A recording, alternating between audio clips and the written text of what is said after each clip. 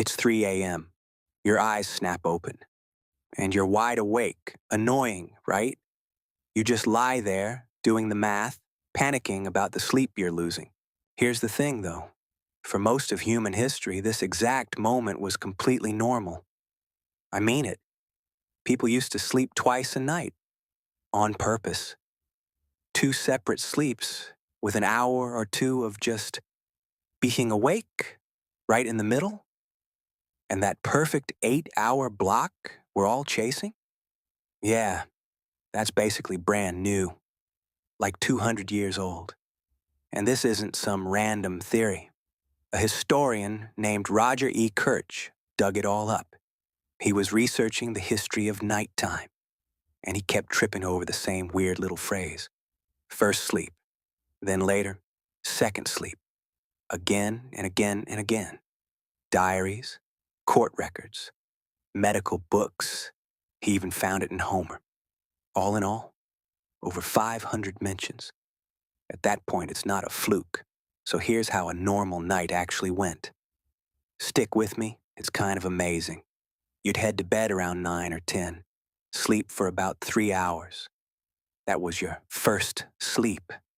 Then, sometime after midnight, you'd just wake up. No panic, no big deal. You're awake, and you'd stay up for an hour or so. And honestly, this is the best part, because what people did with that hour is wild. Some folks got up, did little chores, threw another log on the fire, checked on the baby.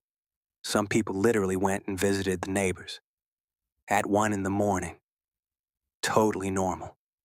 Others just stayed in bed, prayed a little, talked, thought about the dream they just had. There were even prayer books back in the 1400s with prayers written just for this hour. Think about how wild that is. Society straight up expected you to be awake. They made content for it. And then you'd roll back over for second sleep, right through till morning. 2 sleeps, a little gap in the middle, totally, completely normal. Now I know what you're thinking. Okay, that's just one guy reading old books. Totally fair. But here's where it gets good, because science backed him up. Back in the early 90s, some researchers tried an experiment.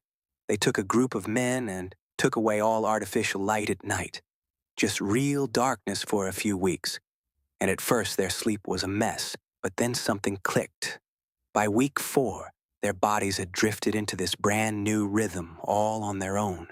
4 hours of sleep, an hour or two awake, then 4 more hours of sleep, which is, exactly what Ekirch found in those old books. And these guys had no clue.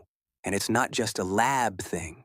Look at culture still living without electricity today. Same pattern.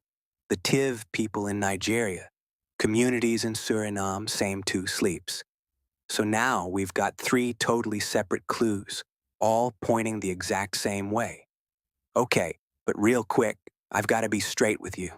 Not everyone's fully convinced this was a worldwide thing. Some historians push back. They say the evidence is kind of scattered, bits and pieces Ekirch stitched together, and they've got a fair point. If it was so common, why is it barely in the medical books? And honestly, that's reasonable. Maybe nights back then were just more all over the place than one neat pattern.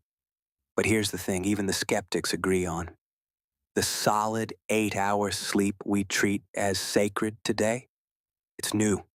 Something definitely changed. So, what changed it? One thing. Light. Ekirch tracked those mentions through the years, and at one point they just start disappearing. Late 1800s, they fade. By the 1920s, the whole idea is basically gone. And the timing?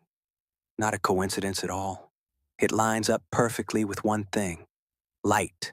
Street lamps, lights in the house, and then, of course, electricity. Suddenly, nighttime wasn't dead time anymore. You could actually stay up and do stuff. Cafes stayed open late. Evenings became a thing. The night got busy, and lying in bed for hours, awake, that suddenly felt like a total waste of time. Then the Industrial Revolution showed up and cranked it up to 11. Time was money now. Even sleep had to be efficient. 8 hours, 1 block, then up and off to work. Go, go, go. And just like that, in a couple generations, we completely forgot we ever did it differently, which brings us all the way back to 3 a.m. To that moment you jolt awake, heart pounding, stressing because you're supposed to be asleep, but maybe your body isn't broken at all. Maybe it's just doing something really, really old. Something every ancestor you've ever had just did. The part of you that feels the most broken might actually be the most human thing about you. So maybe the real question isn't, why do I keep waking up at night?